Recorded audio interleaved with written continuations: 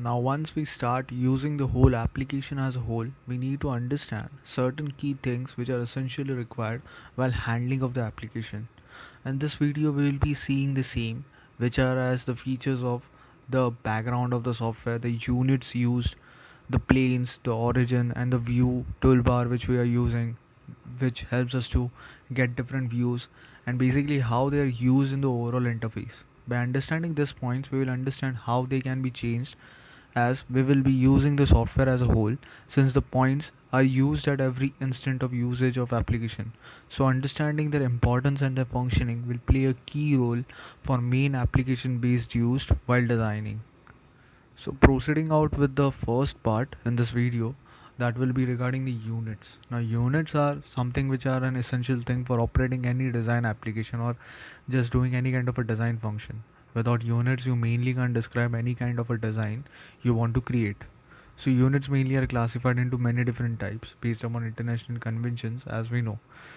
In this video, we will see how to change the units in SolidWorks. So basically for that, as we open the file in SolidWorks, we need to go to the options, and from there we need to select the document properties, wherein we will be shown with, we have to click on the units part through the options which are shown over there. And based upon that, then we can just change to various kind of custom unit system dependent upon us. Or like apart from that, there is like subtopics of unit system, and under it comes the desired units for different kinds of properties which will be used as such. So basically under the unit system we can select the SI system, which is the international system of units, or the English system, which is the US based customary unit system, or the metric system, which is the gravitational system of units. And under this units we can just select the desired units for different kind of properties of length of displacement, temperature, angular velocity, and pressure or stress. And after selecting that, we can just click OK and just do the necessary changes as we require.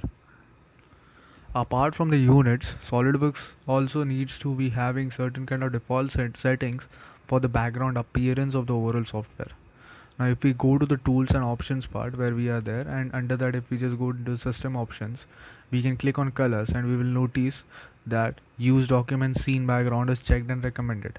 And based upon that, then there we can see different kind of options for making changes with the current color scheme, and then selecting the current color scheme settings, and then editing the specific color which we want depending upon our requirement. And apart from that, we can just set the background appearance based upon different types, like the default setting which is set as use document scene background, which is recommended as per the SolidWorks application. But basically adjusting to the sensitivity of light or the brightness of the screen from user to user, we can change the background appearance of the graphics area based upon our likings. So then we can just go to the colors tab, and from there we can just make the changes between the plane, which is the viewport background color above, and then between the gradient also, which is for the top or bottom gradient colors above. And even we can just select an image file and just choose an image file which we prefer for keeping as the background.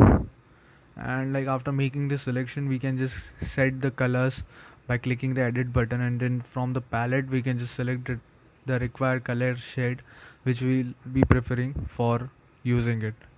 Also apart from that, if we want to select an image file, that also option is given over there. So we can just select out any kind of an image which is like preferable for us to be kept as a background in the graphics area for us, which can be comfortable for us. Now this is a very important factor of selecting the background, and this needs to be done very wisely, because we need to avoid some colors for the background, or we should make some changes if we choose these colors. Now mainly if we just take it as an example, black is used with fully defined sketches, dimensions, while feature manager, text and annotations. While in the same part, the blue can be used for like underdefined sketch colors. The bright green color or blue, depending upon the version we are using, can cause problems while seeing selected items.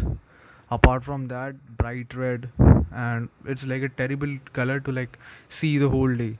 So you need not be having that kind of a contrast, and to maintain that thing, we need to make certain kind of color adjustments so that it won't be difficult for us to see.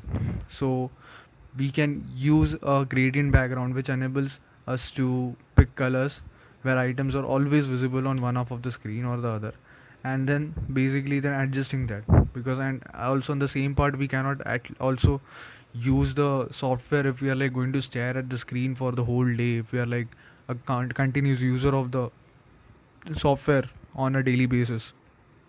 So basically for that also we need to make the adjustments about according to that with the colors and the gradients which we are using as for the graphics part.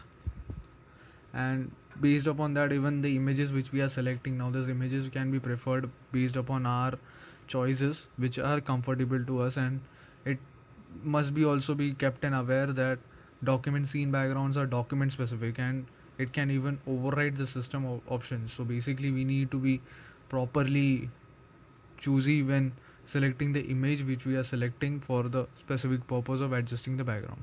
And hence selecting the overall background options is a very wise option which needs to be made as per the user depending upon our liking, which we like it to be kept.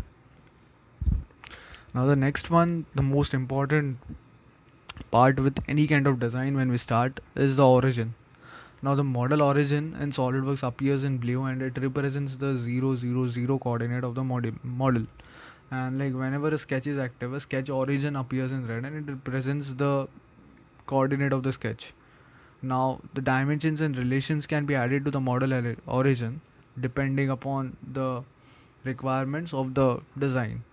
And just as a to toggle between the origin display, we can just do it through clicking on the view tab and then going into the hide or show option, wherein we can just click on the origin, and by this we can just make the icon to be visible or not, to be highlighted or not, as per our requirement. But mostly this icon is kept visible because it's a very essential part. And like whenever we start with any kind of a design, or at any part of, or at any point of designing of any part or assembly or model, basically at that moment we need to keep something as a reference. And apart from the planes which the SolidWorks provides us with, which are the front plane, top plane, and the right plane, and apart from that there can be different other reference planes which the user can create from time to time. But apart from these planes, we need to have certain kind of a specific point, and the specific point is the origin, using which we can just keep it as a reference, or keep it as a starting point, or keep it as a point of reference for a user, basis of on basis of which we can just edit the file, edit the part, or like make changes in the part depending upon the user's choice. So basically an origin is a very essential part, and to toggle between that thing to display it, and adjustments with the origins can be also made, which we can just understand when we'll be start making the parts and all. So basically with that we can just understand and discuss regarding how this origin can be tampered and how the origin coordinates can be used for our specific purposes. So for now basically this origin is something which needs to be kept on while starting with the application of design, because that actually use helps us to create our designs from the start with some reference point. Now moving on to the next part, as we knew about the origin a while before, because like origin is something which was kept as a reference, and while describing that, it was also mentioned that mainly planes also play a very main role for creating reference for the geometry, and mainly SolidWorks is a reference geometry based application. So basically planes are also the most commonly used type of reference geometry, which is used for sketching, for cutting, for extruding, and other conditions which are used in the software. Now the plane feature, which functionally has changed significantly from the SolidWorks 2010, and with the new interface we can just start by selecting model items, the faces, edges, points, vertices, or other sketch entities, or any kind of reference geometry that we want to use to create the plane. So basically then planes can be created at any moment of time, and apart from that there are certain kind of global planes which the software itself provides us for reference, which are the front, top, and right plane, which can be easily accessed, and they are actually required when we are starting with the software. And apart from that, with the interface developments, we can just even start with creating some reference geometry, but generally we use these three planes for starting with.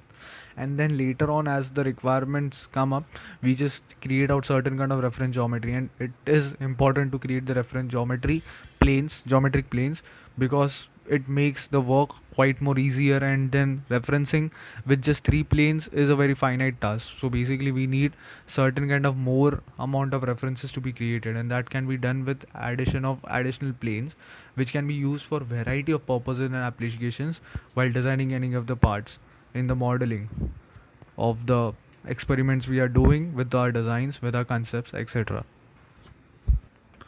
Now the next part which we will be just looking after is the views which are available in SolidWorks, and what is the prominent role of adjusting the views and playing with the view toolbar which is available to us. Now mainly manipulating the view is one of the most important and commonly used methods to help us visualize a CAD model to which the users basically we have access. So basically SolidWorks has a very wide range of tools, mostly represented by the tools on the view toolbar, which we will be just using now and just seeing how mainly it plays a main role, and just understanding the different icons and different available icons which are with the views toolbar. And it contains mainly the tools that we need to manipulate the view basically.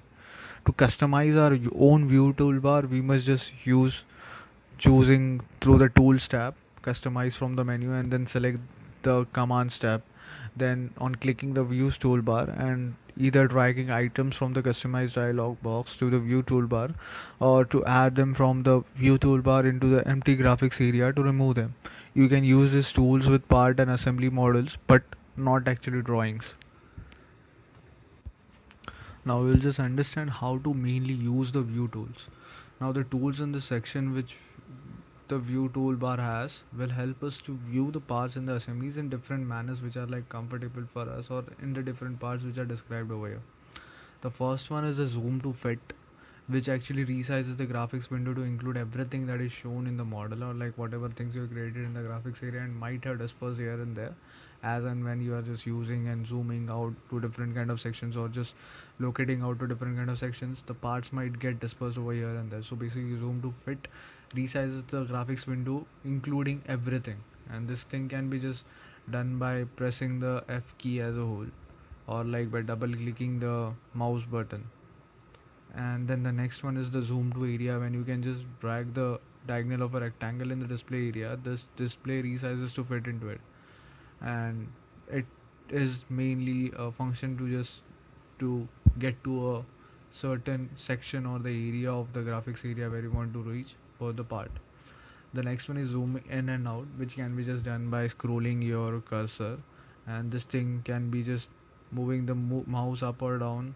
It can be also done respectively, and thus we can just access this thing for require, and by adjusting that thing, the percentage of zoom can be adjusted by adjusting the cursor movement actually. The next one is the zoom to selection, wherein like we just resize the screen to fit the selection, and this is also accessed by command by right clicking on a feature in the feature manager, and by then getting to the zoom to selection option. The next one being the zoom about screen center. Now this enables you to zoom straight in and out with respect to the center of the screen, which is like available at any time, and this tool is mainly off by default, but the default behavior is that zooming works around the cursor. If the cursor is off to one side, zooming in and out can cause the view to walk away from the side. So this command is only found in the menus at view modify, and does not have any kind of icon as such, but basically it can be used as and when required based upon the application. Now the next three most important ones which can be accessed by clicking the left mouse button are the rotate, roll and pan view.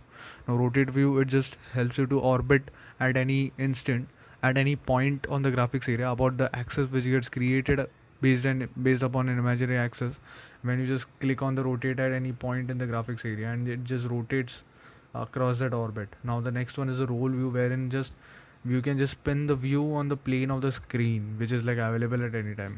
The next one is the pan option, and it just scrolls the view flat to the screen by dragging the mouse.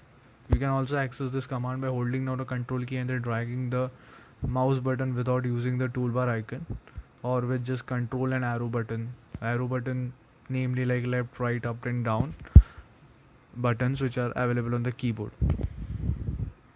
Now the next ones being different kind of options which are like available, which helps us to make visibility of the wireframe structure of any end of design, wherein we won't be having any kind of shaded edges of the model, but basically we'll be having only a wireframe of the whole structure which will be available to us. And then the next one being with the shaded sections, which can be in shaded mode, the models can be available with the edges or without the edges. And apart from that, we can also have section view, wherein just we can just get a display of the section of the model. And then there is the edit appearance mode, where we can just enable to apply the colors, textures and materials to faces, bodies, features, parts and components based upon our requirement. And this functionality replaces the old colors and texture interfaces which are set default. And by this, the following toolbar buttons are not actually on the view toolbar by default, but you can add them if you want, mainly based upon our use as required. So this is how there are different kind of options of units, the background setting, the origins and the planes, and the view setting, which are essential for operating the SolidWorks as an application. Because when we'll be using the application, this all options are essential for be adjusted on a basic level too, because based upon which only we can just get into understanding how the design works and how mainly this all app features are essential for any kind of design we create in SolidWorks. And that thing can be understood once we'll be starting with creating of the designs on an actual basis, starting with sketching and then getting to creation of the models and then assembling them, or then just making drawings out of it. But for this, the main things which will be standing as the basic things which will be required are the ones we discussed in this video. And that's all.